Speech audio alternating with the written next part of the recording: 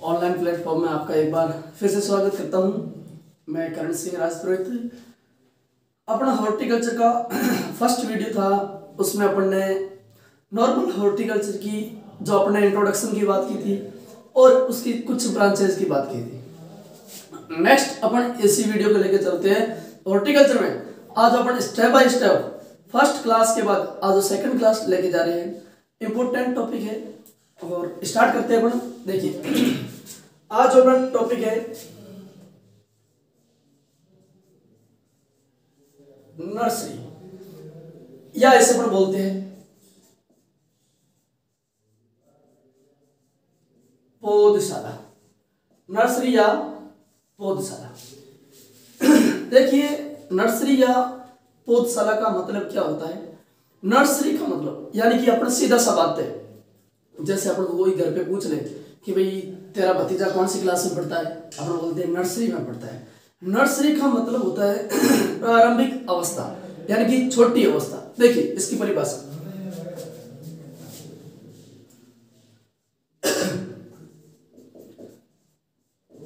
छोटे छोटे व महंगे बीजों वाले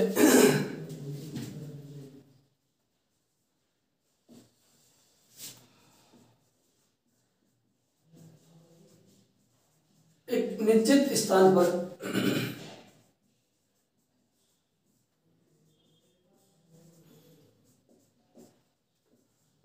बोकर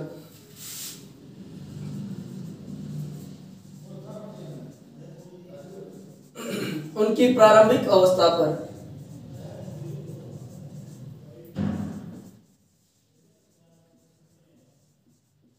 देखभाल करना।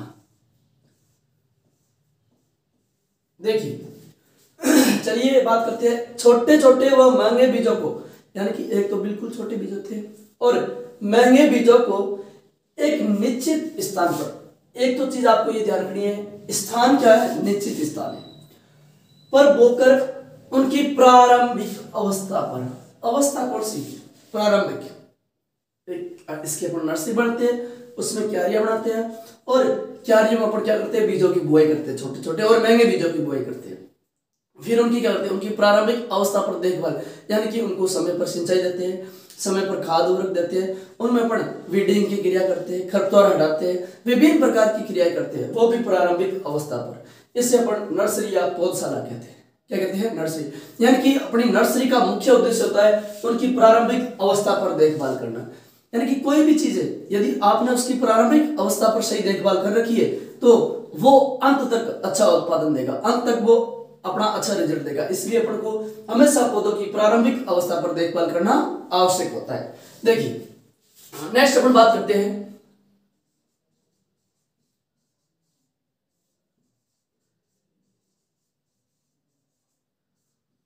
नर्सरी का मुख्य कीट। क्वेश्चन पूछा जाता है कि निम्न में से कौन सा नर्सरी का मुख्य कीट है। तो जो नर्सरी का मुख्य कीट है वो है दीमक। क्या है, दीमक। इससे अपन बोलते हैं टर्माइट।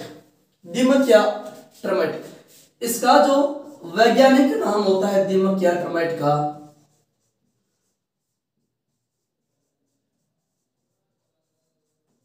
ओडेंटोटर्मस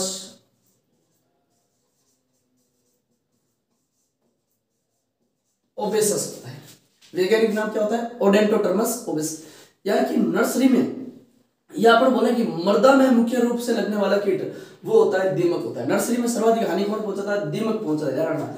इस दीमक को अपन बोलते हैं टर्माइट। क्या बोलते हैं, टर्माइट। और इसका वैज्ञानिक नाम होता है ओडेंटोटर्मस ओबेसस। और बात करते हैं नियंत्रण की, तो नियंत्रण के लिए फेमस केमिकल आता है, इसका आप सभी जानते हो, जिसका नाम है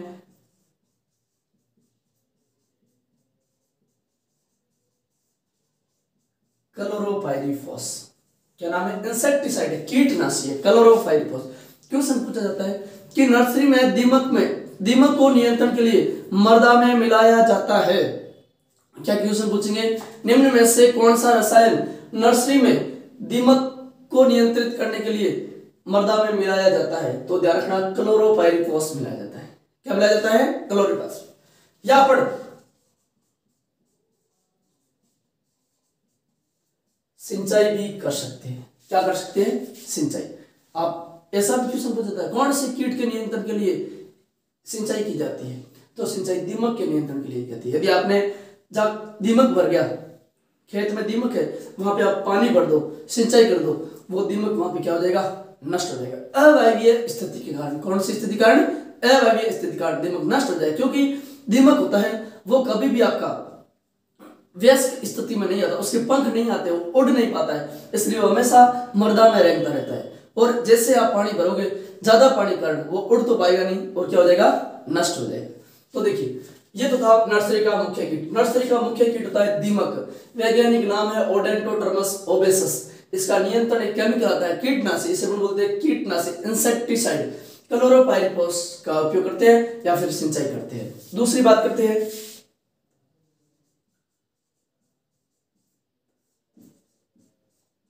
नर्सरी का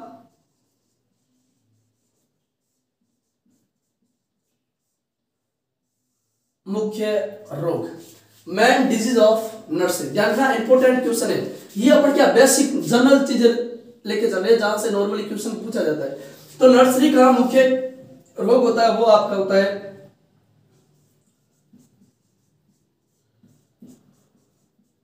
आर्द्र गलन। कौन सा? इसे अपन बोलते हैं डंपिंग ऑफ।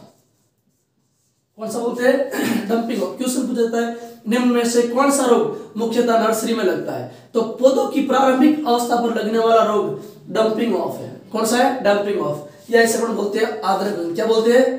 आर्द्र गलन। तो देखिए, अब इसका नियंत्रण करेंगे।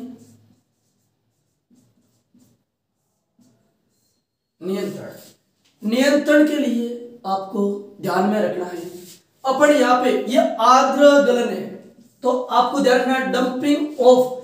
इसका जो रोग कारक होता है, रोग कारक, वो होता है कवक, जिस कवक का नाम है पीथियम स्पीसीज या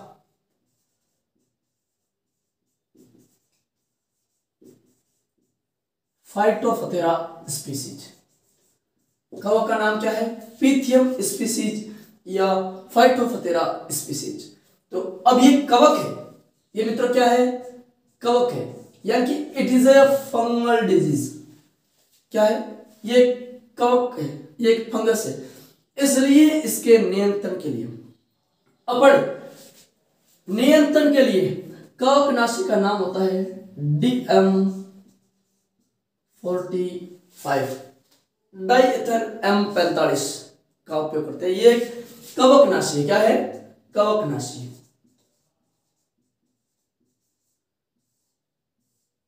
कवकनाशी का उपयोग। कोई दिक्कत?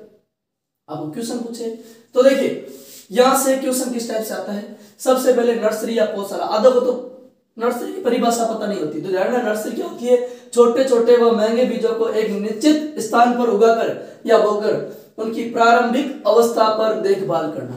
कौन सी अवस्था पर देखभाल करना? प्रारंभिक अवस्था पर, प्राइमरी स्टेज पर देखभाल करना नर्सरी कहलाता है या पौधशाला कहलाता है। नर्सरी का मुख्य कीट दीमक होता है, जिसे अपन इंग्लिश में बोलते हैं टर्माइट। क्या बोलते हैं? टर्माइट। वैज्ञानिक नाम है इसका ओडेंटोड्रमस ओबेसस। और नियंत्रण के लिए अपन एक इंसेक्टिसाइड का उपयोग करते हैं जिसका नाम है क्लोरोपाइरिफॉस। क्या नाम है? क्लोरोपाइरिफॉस। या फिर हम सिंचाई भी कर सकते हैं।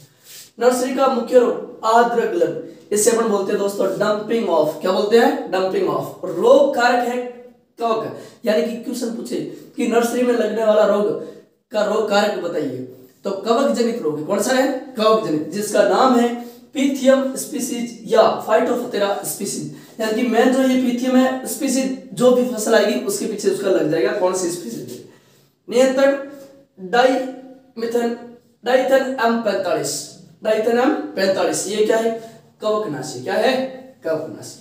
तो ये तो थी अपनी नर्सरी की जनरल बात कि नर्सरी का रोग। फिर अपन बात करें, देखिए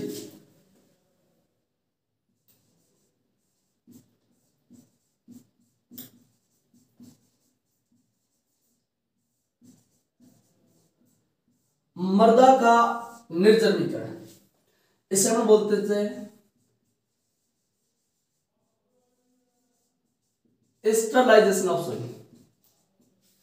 स्टरलाइजेशन इंपॉर्टेंट है, क्वेश्चन पूछते हैं ये तीनों के तीनों पॉइंट इंपॉर्टेंट है। मुख्य कीट, मुख्य रोग और मृदा का निर्जमीकरण। क्वेश्चन पूछते हैं कि मृदा को निर्जरम यानी कि जरम यानी कि जो कोई भी रोगकारक जीव होते हैं, सूक्ष्म जीव होते हैं, उनसे निहत करने के लिए, उनको नष्ट करने के लिए मृदा में कौन सा रसायन मिलाया जाता है?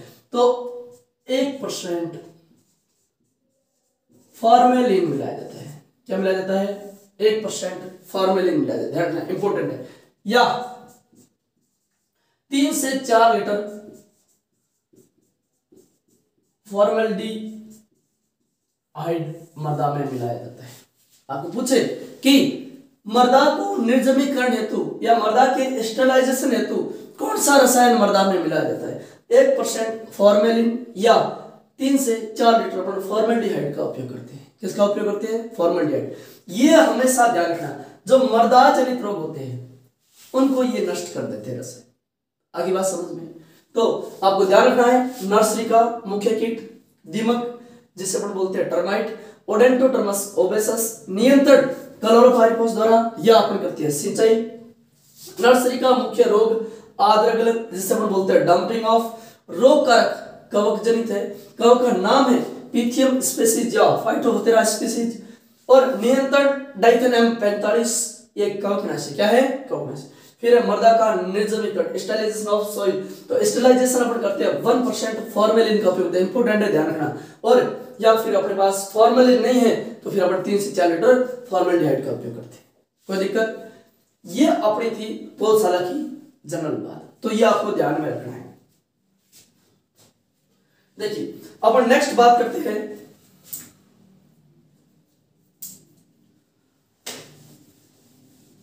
ये आप साथ साथ में दोस्तों नोट करते जाना, ये अपने कंपटीशन एग्जाम के लिए बहुत ही इंपॉर्टेंट चीजें हैं, जो आपको मैं जनरल सारी एक चीज बता रहा हूं।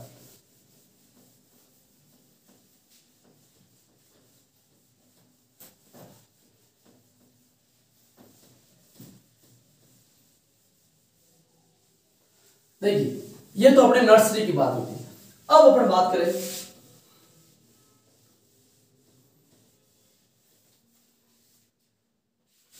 नेक्स्ट अपना है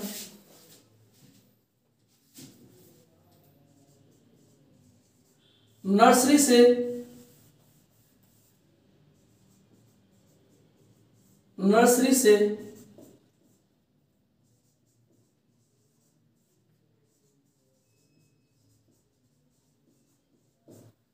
नर्सरी से पौध स्थानांतरण हेतु उपयुक्त समय या पौधों की उपयुक्त आयु, यानी कि अपन उद्यान विज्ञान में जो सब्जियों का कल्टीवेशन करते हैं उनके लिए नर्सरी लगाना इंपॉर्टेंट है। और नर्सरी से पौध स्थानांतरण हेतु उपयुक्त समय या फिर अपन बात करें आयु, यानी कि अपन को पौधे कितनी आयु तक नर्सरी के अंदर रखने हैं और फिर उनको कितने दिनों बाद ट्रांसफर करनी है। तो देखिए सबसे पहले अपन बात करते हैं प्याज की, और ये इंपॉर्टेंट है ध्यान रखना। सबसे पहले बात करते हैं प्याज की। प्याज के लिए 6 से 8 सप्ताह तक, यानी कि जब प्याज की नर्सरी लगाते हो, प्याज को अपन 6 से 8 सप्ताह तक नर्सरी में रखते हैं, फिर उसको 6 से 8 सप्ताह बाद मेन खेत में ट्रांसफर कर देते हैं। यानी कि लगभग अपना 1.5 से 2 माह तक तो नर्सरी में बुआई करते हैं, नर्सरी में रखते हैं, और जैसे ये 6 से 8 सप्ताह की उम्र हो जाए प्याज की, फिर अपन क्या करते हैं, उसको मुख्य खेत में ट्रांसफर कर देते हैं। दूसरी बात करें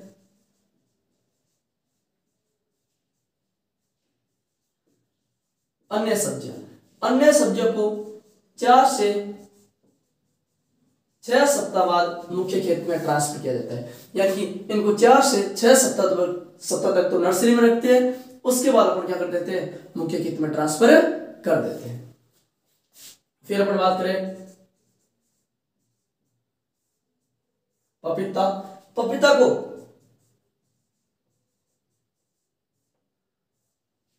2 माह में, 2 माह तक तो अपन मुख्य नर्सरी में रखते हैं, फिर अपन क्या कर देते हैं, खेत में ट्रांसफर करते हैं।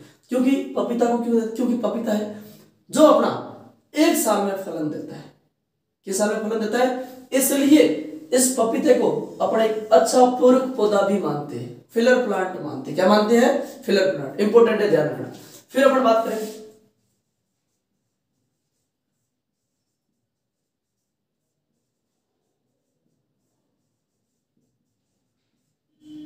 अन्य बड़े फल वृक्षों को, अन्य बड़े फल वृक्षों को 1 वर्ष तक, क्योंकि ये नॉर्मली 4 से 5 साल में फल देना स्टार्ट करते हैं, इसलिए अपन इन्हें 1 वर्ष तक तो रखते हैं नर्सरी में। उसके बाद 1 वर्ष आयु हो जाए तब उसे अपन मुख्य खेत में ट्रांसफर कर देते हैं। ये तो है नर्सरी से पौध स्थानांतरण हेतु उपयुक्त समय या आयु की बात करें। फिर अपन बात करें कि नर्सरी से पौध स्थानांतरण हेतु आयु कितनी होनी चाहिए।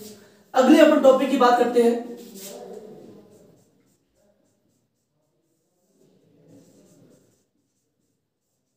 नर्सरी हेतु उपयुक्त क्षेत्रफल।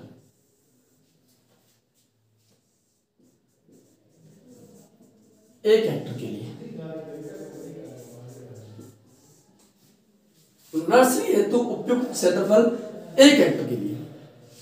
यदि आप, इस लाइन का मतलब यह है कि यदि आप 1 हेक्टर में नर्सरी लगाना चाहते हो, चाहे किसी भी फसल की, 1 हेक्टर का मतलब होता है 10,000 वर्ग मीटर। कितना, 10,000 वर्ग मीटर एक नर्सरी का, 1 हेक्टर बराबर है। यदि आप दोस्तों 1 हेक्टर में नर्सरी लगाना चाहते हो, या सॉरी मैन प्लांटिंग खेती करना चाहते हो, तो इस 1 हेक्टर क्षेत्रफल के लिए आपको पहले कितने क्षेत्रफल में नर्सरी लगानी पड़ेगी, ताकि ये नर्सरी अपन इस एक खेत में ट्रांसफर कर सके। तो देखिए, सबसे पहले बात करते हैं प्याज की। किसकी बात करते हैं, प्याज की। प्याज के लिए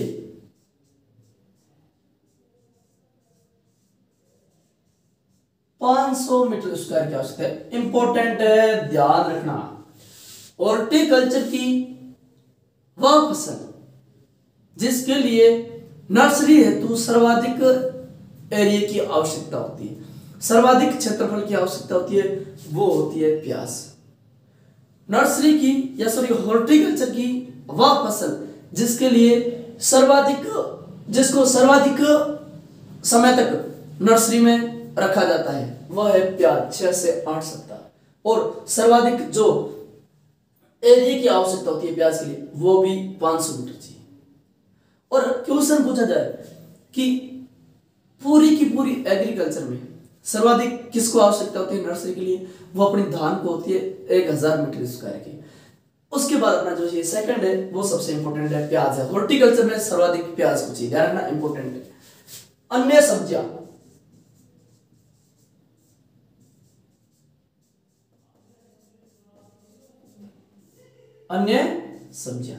इनको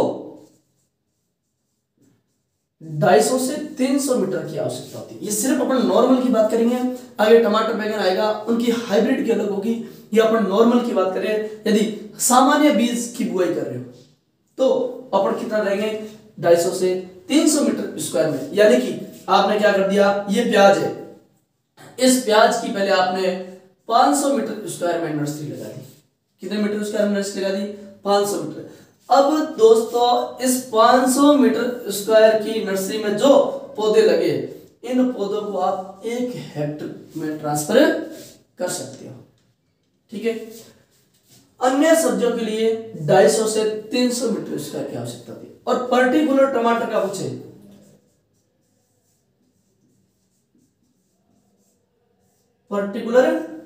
पूछे, तो टमाटर के लिए फिक्स है पर्टिकुलर 250 मीटर स्क्वायर। कितने मीटर स्क्वायर, 250 मीटर स्क्वायर।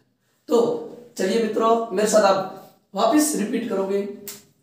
अगला अपना टॉपिक अपन ने बात की कि नर्सरी से पौध स्थानांतरण हेतु उपयुक्त समय या आयु, यानी कि कितने समय तक अपन को रखना चाहिए नर्सरी में और फिर उनको ट्रांसफर कर लेना चाहिए। तो प्याज को अपन 6 से 8 सप्ताह तक नर्सरी में रखते हैं, उसके बाद क्या कर देते हैं, मुख्य खेत में ट्रांसफर कर सकते हैं।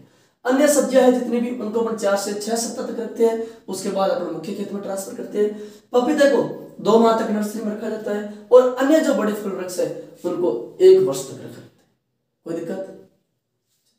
नर्सरी हेतु उपयुक्त क्षेत्रफल, यानी कि यदि आप किसी भी खेत में किसी भी फसल का 1 हेक्टेयर में आप प्लांटिंग करना चाहते हो, 1 हेक्टेयर में खेती करना चाहते हो, तो उसके लिए अपन को पहले कितने एरिया में नर्सरी लगानी पड़ेगी।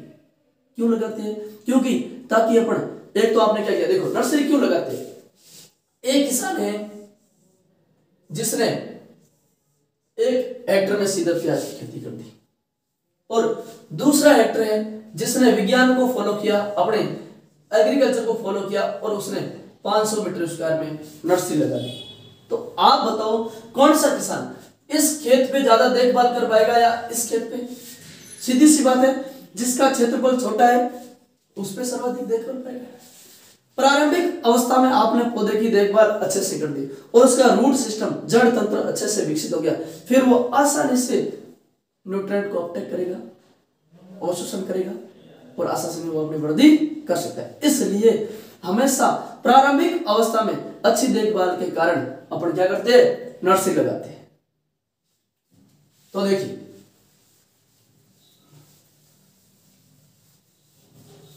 तो नर्सरी हेतु उपयुक्त क्षेत्रफल 1 हेक्टेयर के लिए, यानी कि आप 1 हेक्टेयर में खेती करना चाहते हो तो उसके लिए अपन को पहले कितनी नर्सरी लगानी पड़ेगी। प्याज के लिए 500 मीटर स्क्वायर की आवश्यकता होती है, 500 वर्ग मीटर की आवश्यकता होती है। अन्य सब्जियों के लिए 250 से 300 मीटर स्क्वायर की आवश्यकता होती है। वह टमाटर के लिए पर्टिकुलर 250 मीटर की आवश्यकता होती है। ये तो अपनी बात की थी नर्सरी में आयु क्या होनी चाहिए और क्षेत्रफल कितना होना चाहिए। तो आप साथ साथ में दोस्तों नोट करते रहिए ताकि अपने नोट्स तैयार हो जाए। ऐसी चीजें आपको पर्टिकुलर एक जगह कहीं नहीं मिलेगी, हर वेजिटेबल में अपन अलग अलग से पढ़ते हैं तो कंफ्यूज हो जाते हैं। तो आपको यहां से अपने नोट्स प्रिपेयर करने हैं। देखिए, चलिए मित्रों, आप साथ में अपने नोट्स बनाते रहिए। नेक्स्ट अपन बात करते हैं। तो यहां तक आई होप आपको समझ में आया होगा कि अपन किसकी बात कर रहे हैं, क्या कहना चाह रहे हैं। इसके बाद इसी टॉपिक को अपन आगे बढ़ाते हुए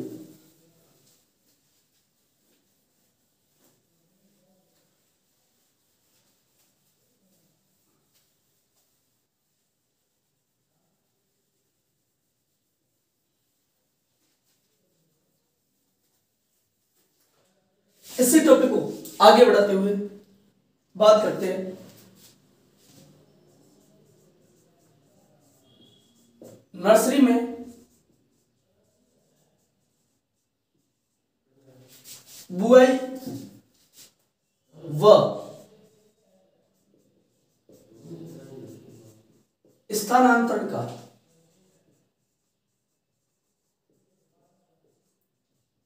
उपयुक्त समय। देखिए, अपन नेक्स्ट टॉपिक की बात करते हैं नर्सरी में बुआई व स्थानांतरण का उपयुक्त समय। सबसे पहले अपन बात करते हैं फसल का नाम। सेकंड अपन बात करते हैं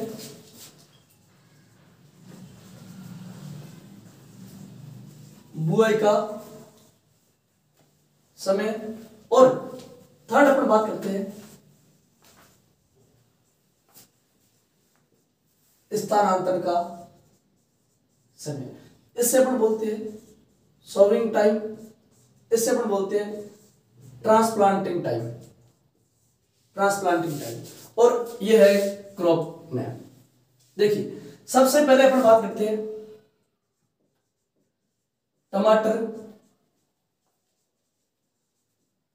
मिर्च, बैंगन। ये तीनों की तीनों आपकी सोलेनेसी कुल की सब्जियां होती है और इन तीनों की, और ये तीनों बड़ी बात है दोस्तों, ये तीनों की तीनों डे न्यूट्रल प्लांट होती है। कौन सी होती है? डे न्यूट्रल प्लांट, यानी कि दिवस निष्प्रभावी पौधे। दिवस निष्प्रभावी पौधे मित्रों वो होते हैं जिनका प्रकाश का या दिन के जो प्रकाश का कोई प्रभाव नहीं पड़ता है, उसे अपन बोलते हैं दिवस निष्प्रभावी पौधे। ये तीनों के तीनों दिवस निष्प्रभावी पौधे हैं, तो अपन इनको कभी बुआई कर सकते हैं, कोई दिक्कत वाली बात नहीं है। लेकिन इनके लिए सबसे सूटेबल क्लाइमेट कौन सा होता है, क्योंकि इनको फ्लावरिंग के लिए इनमें जैसे आपने पढ़ा हुआ टमाटर में लाइकोपिन निर्माण के लिए इन सभी के लिए पर्टिकुलर इन्हें टेम्परेचर की आवश्यकता होती है, इन्हें जलवायु की आवश्यकता होती है, इन्हें क्लाइमेट की आवश्यकता होती है। तो उसके अकॉर्डिंग बात करते हैं टमाटर, मिर्च, बैंगन, इनकी अपन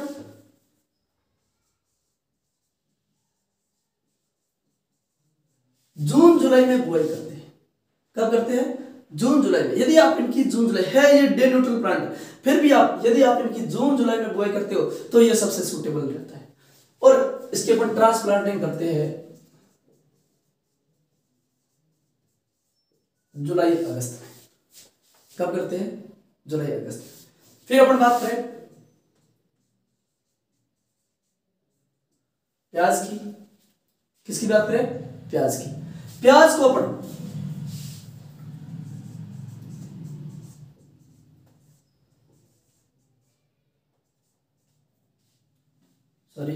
प्याज को अपन अगस्त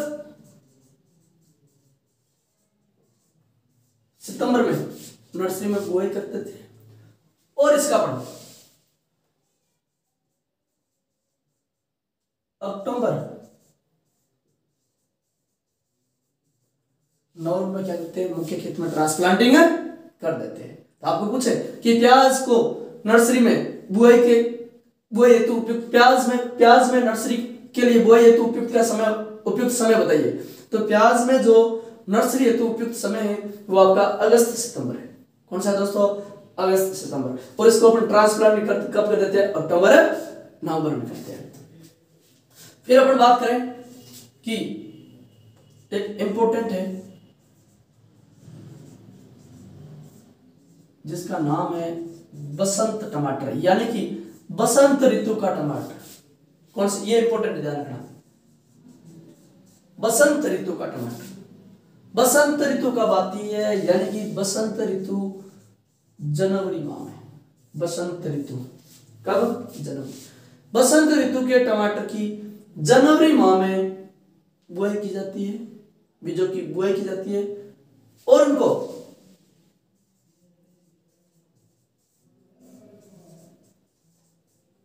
फरवरी मार्च में दोस्तों क्या कर लेते हैं? उनकी ट्रांसप्लांटिंग कर लेते हैं। तो ये इंपॉर्टेंट है। क्वेश्चन पूछा जाता है कि बसंत ऋतु के टमाटर हेतु बुआई का उपयुक्त समय बताइए। तो इससे जो नर्सरी में बुआई करते हैं वो जनवरी में करते हैं। कब करते हैं? जनवरी में करते हैं, और इनकी ट्रांसप्लांटिंग फरवरी मार्च में की जाती है। तो दोस्तों अपन ने सबसे पहले बात किया, इस टॉपिक का नाम है कि नर्सरी में बुआई व स्थानांतरण का उपयुक्त समय। सबसे पहले इसमें फसल का नाम, यानी कि वो भी अपनी सब्जी वर्गीय या फिर अपन बात करें कि उद्यानिकी फसल का नाम, बुआई का समय और स्थानांतरण का समय। सबसे पहले बात करें टमाटर, मिर्च, बैंगन, इनका जून जुलाई में बुआई की जाती है और इनकी रोपाई अपन जुलाई अगस्त में करते हैं। प्याज को अपन अगस्त सितंबर में बोते हैं। नर्सरी में कब बोते हैं? यानी कि प्याज की नर्सरी अगस्त सितंबर में लगाई जाती है और अक्टूबर नवंबर में उसको मुख्य खेत में ट्रांसफर किया जाता है। और बसंत टमाटर इन्हें जनवरी में उगाया जाता है या बुआई की जाती है, और फरवरी मार्च में इनकी क्या की जाती है? ट्रांसप्लांटिंग की जाती है। अब देखिए लास्ट बात करते हैं पपीता की। किसकी? पपीता की। पपीते को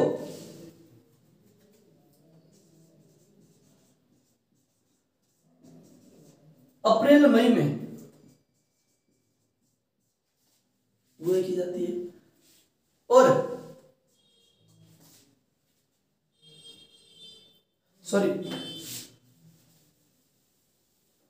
पपीते की जून जुलाई में बुआई की जाती है, और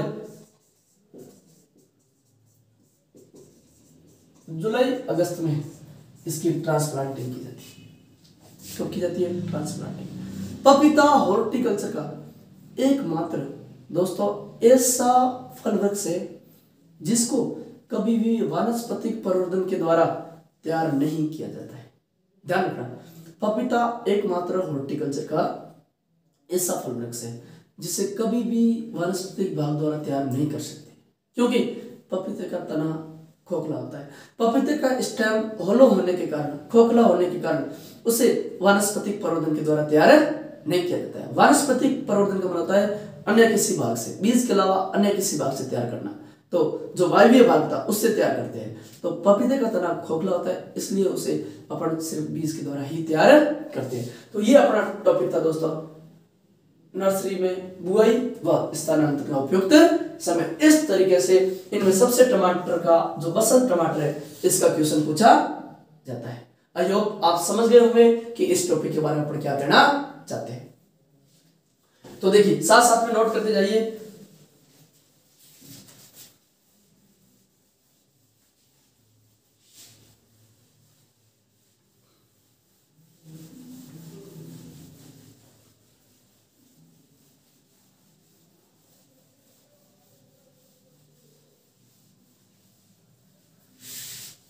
चलिए दोस्तों अगर अपन छोटी सी बात कर लेते हैं जिसका नाम है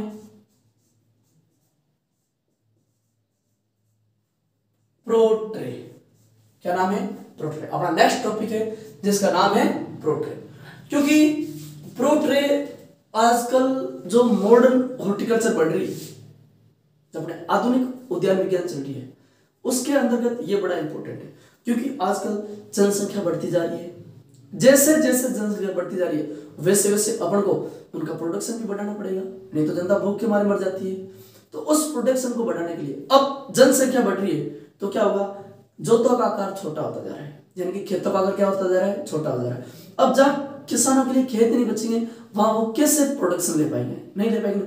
इसलिए आजकल क्या कहता है कि अपन प्रोट्रे वगैरह इस प्रकार से, जैसे आपने पढ़ा हो वेजिटेबल फॉर्सिंग वगैरह, ग्रीन हाउस वगैरह तैयार करके उनमें अपन ज्यादा से ज्यादा प्रोडक्शन लेते हैं। तो उनमें से अपना एक टॉपिक है प्रोट्रे।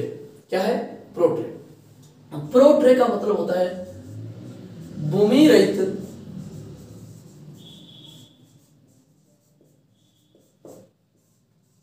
स्थानों पर खेती करना या फसल उगाना प्रोट्रे कहलाता है। क्या कहलाता है? प्रोट्रे। ये होता है प्रोट्रे। एक और होता है दोस्तों जिसका नाम है हाइड्रोपोनिक्स। क्या नाम है? हाइड्रोपोनिक्स। हाइड्रोपोनिक्स का मतलब होता है जल में पौधे उगाना, यानी कि पौधे उगाने का माध्यम जब क्या हो, जल हो, तो उससे अपन बोलते हैं हाइड्रोपोनिक्स। क्या बोलते हैं? हाइड्रोपोनिक्स। ये भी मृदा रहित स्थानों पे होता है, मृदा रहित स्थानों पे होता है, लेकिन यहाँ पे माध्यम होता है उगने का, वो जल होता है। क्या होता है? जल होता है। ये भी भूमि रहित, मृदा रहित स्थानों पे हो रहा है, लेकिन इसका माध्यम ये ट्रे है। क्या है? ट्रे है। ये ट्रे कैसी होती है, कैसे बनाई जाती है, समझना। प्रोट्रे का मिश्रण, मिक्सचर ऑफ प्रोट्रे। देखिए प्रोट्रे के मिश्रण के लिए अपन क्या करते हैं, कोकोपीट,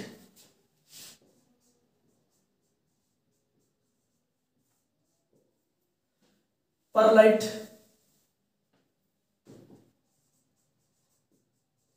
और वर्मिकुलाइट। कोकोपीट, परलाइट, वर्मिकुलाइट 3:2 या 1:1,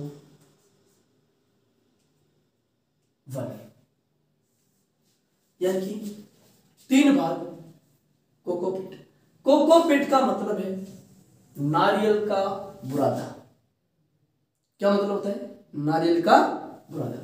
और यहाँ पे परलाइट का मतलब होता है मित्रों, यहाँ पे चलो ये तो हो गया नारियल का बुरादा, ये परलाइट, ये वर्मिकुलाइट, ये वर्मिकुलाइट, ये क्या है? ये मित्रों ध्यान रखना,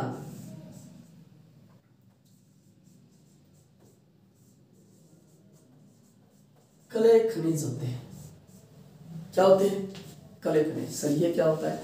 आपने 12th का चैप्टर नंबर 12th केमिस्ट्री का चैप्टर नंबर 3, उसमें आपने तीसरे चैप्टर में पढ़ागा सॉइल कोलाइट्स पढ़ा, उसमें आपने पढ़ागा vermiculite, illite, montmorillonite, kaolinite, mica पढ़े, वो क्या थे? क्ले मिनरल्स थे। क्या थे? Clay minerals. इन क्ले मिनरल्स का, क्ले खनिजों का, देखो ये क्ले खनिज ही प्लेट में क्यों भरे जाते हैं? देखो क्योंकि इन क्ले मृदा का आकार लेस देन 0.002 mm से कम होता है, यानी कि इनका आकार, मृदा कणाकार 0.002 mm से भी कम होता है। अब जिनका कणों का आकार कम होगा उनकी वाटर होल्डिंग कैपेसिटी अधिक होगी, और जिनकी वाटर होल्डिंग कैपेसिटी अधिक होगी उनकी उपजाऊ क्षमता भी अधिक होगी। ये ज्यादा फर्टाइल होने के कारण, क्ले खनिज ज्यादा फर्टाइल होने के कारण इनका हमेशा प्रो ट्रे में उपयोग लेते हैं। अब आपने ट्रे ले ली, क्या ले ली? ट्रे। 3 भाग कोकोपीट, 2 या 1 भाग आपने ले लिया फर्लाइट, और 1 भाग क्या ले लिया? वर्मिकुलेट। इस प्रकार से आपने ये ट्रे भर दी, और इस ट्रे के अंदर आपने पौधे को उगा दिया। क्या कर दिया? पौधे को उगा दिया। अब भाई साहब कोकोपीट नारियल का पौधा बहुत न्यूट्रिएंटिव होता है, परलाइट, वर्मिकुलेट, क्ले खनिज, क्ले खनिज यानी कि बहुत ही न्यूट्रिएंटिव है, उपजाऊ क्षमता अधिक होती है। अब आपने एक तो ये प्लेट में पौधा उगा दिया, प्रोट्रे में उगा दिया, एक आपने सीधा मृदा में उगा दिया। तो आप बताओ कौन सा पौधा ज्यादा वृद्धि करेगा? प्रोट्रे वाला। कौन सा करेगा? प्रोट्रे वाला। इसलिए ये प्रोट्रे बने जाती है। अब अपन क्या करते हैं, खेत, जैसे ये मेरा बड़ा होल है, ये होल है एक, इस होल के अंदर मैंने इसे रैंक बना दी, ये रैंक बना दी, देखो ये रैंक, सारी रैक्स बना दी। अब अपन क्या कर सकते हैं, ये ट्रे यहां पे रख दी, अपन ऐसे ट्रे रख दी है।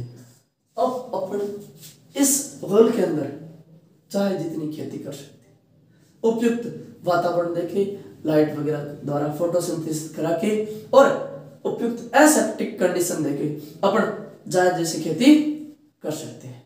इस प्रकार से आजकल वेजिटेबल फॉर्सिंग नाम सुना होगा, बेमौसमी सब्जियां इस टाइप से उगाई जाती है। ठीक है, ये प्रोट्रे रहती है। इन प्रोट्रे को बनाकर अपन कम स्थान में, कम जगह में अधिक उत्पादन ले सकते हैं, इसलिए प्रोट्रे बनाई जाती है। कोई दिक्कत? ये थी अपनी प्रोट्रे। क्या थी? प्रोट्रे। और हाइड्रोपोनिक्स जब उगाने का माध्यम हो जल, क्या हो? जल। और प्रोट्रे जब उगाने का माध्यम हो ट्रे, क्या हो? ट्रे। ट्रे में क्या? कोकोपीट, परलाइट और वर्मिकुलेट। कोई दिक्कत? ये अपनी थी प्रोट्रे। क्या थी? प्रोट्रे। देखिए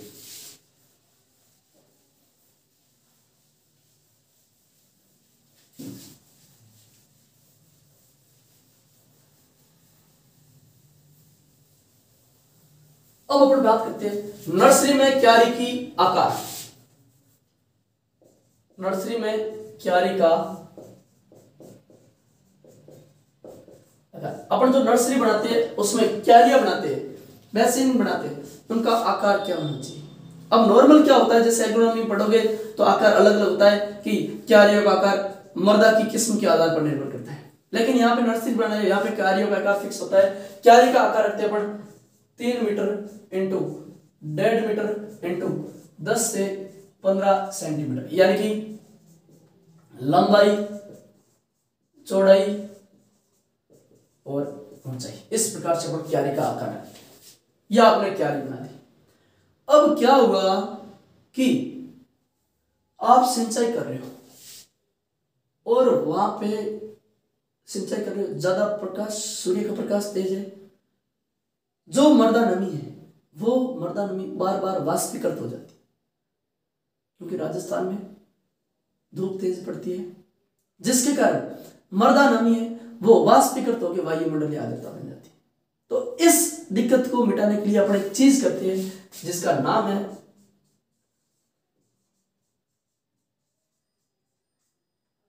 पलवार। इससे अपन बोलते हैं मल्चिंग। क्या बोलते हैं? मल्चिंग। देखना पलवार या मल्चिंग क्या होता है, इंपॉर्टेंट परिभाषा है। पलवार या मल्चिंग किसी भौतिक वस्तु की सहायता से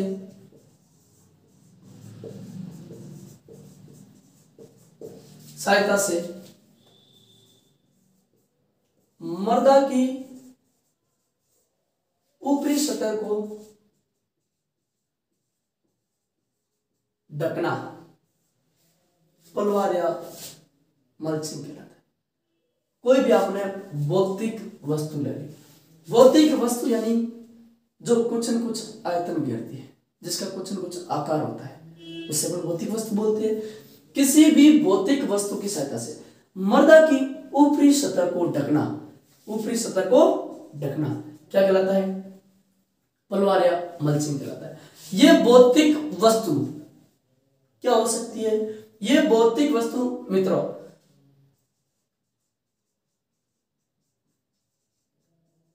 फसलों के अवशेष हो सकता है, ये चारा हो सकती है, ये पॉलीथीन शीट हो सकती है। क्या हो सकती है? पॉलीथीन शीट हो सकती है। ये तो पॉलीथीन शीट आजकल पलवार आने लगी ऐसी, आपने खेत के अंदर बिछा दिया, उसका डिग्रेडेशन होता है सूर्य के प्रकाश के कारण, फिर वो धीरे धीरे मृदा से प्रकाश के कारण नष्ट होकर वो मृदा के अंदर ऑर्गेनिक मैटर बन जाती है। तो इस प्रकार से अपन भौतिक वस्तु के रूप में यहाँ पे फसलों का अवशेष काम में ले सकते हैं, यहाँ पे अपन चारा काम में ले सकते हैं, यहाँ पे अपन पॉलीथीन काम में ले सकते हैं। अब दोस्तों ये भौतिक वस्तु है तीन, ये तीनों की तीनों भौतिक वस्तुएं यहाँ पे ये भौतिक वस्तुएं नहीं रही। अब ये यहाँ पे फसलों के अवशेष नहीं बोलेंगे इनको, नहीं इसको चारा बोलेंगे, नहीं इसको पॉलीथीन बोलेंगे, इससे अपन बोलेंगे मल्च। क्या बोलेंगे? मल्च, यानी कि वह सामग्री जिसका उपयोग मल्चिंग में लिया जाता है।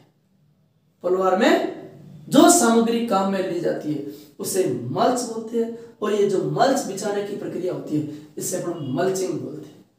क्या बोलते हैं? मल्चिंग बोलते हैं। अब क्यों बोलते हैं वो देखो। अब क्या होता है मल्चिंग में, अपन बात करते हैं पलवार के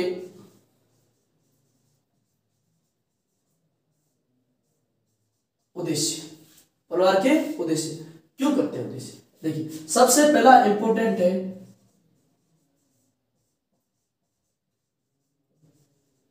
नमी संरक्षण के लिए, फॉर मॉइस्चर कंजर्वेशन।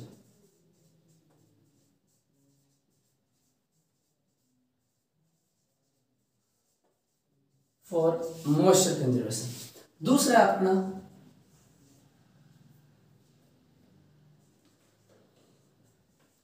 मृदा संरक्षण।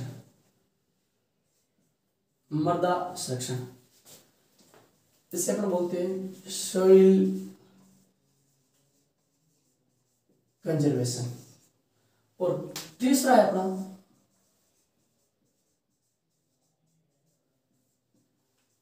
खरपतवार नियंत्रण, इससे अपन बोलते हैं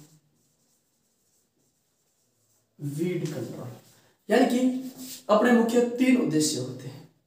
सबसे पहला नमी संरक्षण, दूसरा मृदा संरक्षण, तीसरा खरपतवार नियंत्रण। राजस्थान में जो नमी सबसे इसका इंपॉर्टेंट महत्व है वो है नमी संरक्षण के लिए, क्योंकि राजस्थान में फसल व खरपतवार के मध्य जो कंपटीशन होता है वो सर्वाधिक होता है नमी के लिए। इसलिए राजस्थान में मोर देन 75% पे ड्राई फार्मिंग होती है, शुष्क खेती होती है।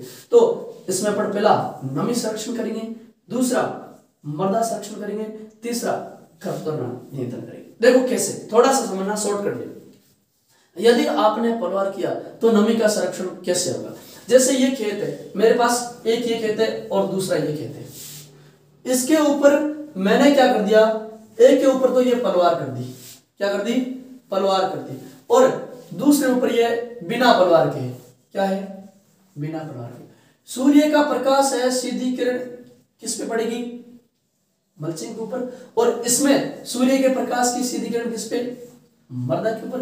तो क्या हो जाएगा, इसमें उपस्थित मृदा नमी वाष्पीकृत होके वायुमंडलीय आर्द्रता बन जाएगी। क्या बन जाएगी? वायुमंडलीय आर्द्रता। और ये जो सूर्य का प्रकाश है सीधा संपर्क मल्चिंग से, और ये मल्चिंग क्या कर देगी? इसको रिफ्लेक्ट कर देगी, या चारा वगैरह वो खुद इसको थोड़ा बहुत अवशोषित कर लेगा, और सीधा संपर्क मृदा नमी से नहीं होने के कारण इस मृदा का वाष्पीकरण नहीं होगा, क्योंकि मृदा से जो जल की हानि होती है वो वाष्पीकरण से होती है। किससे होती है? वाष्पीकरण से होती है। दूसरी अपन बात करते हैं कि सर ये मृदा संरक्षण कैसे करती है। तो देखिए ये मृदा संरक्षण कैसे करती है मित्रों, कि आपने क्या कर दिया कि ये अपना खेत है, ये मृदा के कण है, और एक क्या आपने ऊपर यहाँ पे कचरा बचा दिया, फसलों के अवशेष बिछा दिए, ये बिना अवशेष के। कैसे है? बिना अवशेष के। अब क्या होगा कि ये जो मृदा है, यहां दोनों प्रकार की मृदा है। कले मृदा, कौन सी मृदा है? कले मृदा। अब भाई साहब कले मृदा है, कले मृदा के कणों का आकार होता है 0.002 mm से कम होता है, और बारिश की बूंदों का, यहां से आ रही है भाई बारिश, ये लो वर्षा हो रही है, क्या हो रही है? वर्षा हो रही है। इन वर्षा के बूंदों का आकार एवरेज देखें तो 4 mm। कितने mm? 4 mm। अब इसके ऊपर आपने जैसे चारा बचा रखा है, क्या बचा रखा है? चारा, और ये मृदा नग्न है, खुली मृदा है। अब 4 mm के जो वर्षा की बूंदों का आकार है, ये वर्षा की बूंदे जब टकराएगी क्ले से, और इनके कणों का आकार कितना? 0.002 mm से कम। अब जब बड़े कण छोटे कणों पे टकराएंगे तो ये क्या हो जाएंगे? छोटे कण अपने स्थान से विचलित हो जाएंगे। क्या हो जाएंगे? विचलित नहीं, ये अपना मूल स्थान छोड़ देंगे और ये मृदा के साथ परत के रूप में बहने लग जाएंगे। किस रूप में बहने लग जाएंगे? परत के रूप में। और इससे अपन बोलेंगे परत अपरदन। क्या बोलेंगे? और परत अपरदन, जलीय अपरदन की सर्वाधिक हानिकारक अवस्था होती है। इससे अपन किसान की छिपी मौत भी कहते हैं।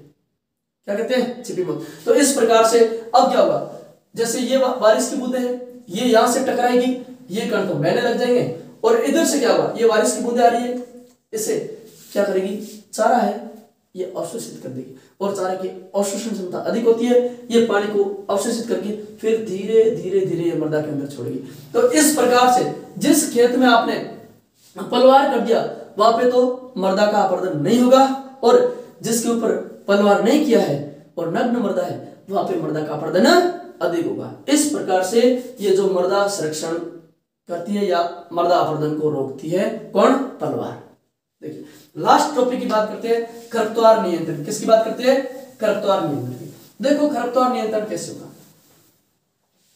ये खेत है, इसमें ये बेचारे खरपतवार के पौधे हैं। क्या है? खरपतवार के पौधे। आपने इसके ऊपर पॉलीथीन शीट लगा दी।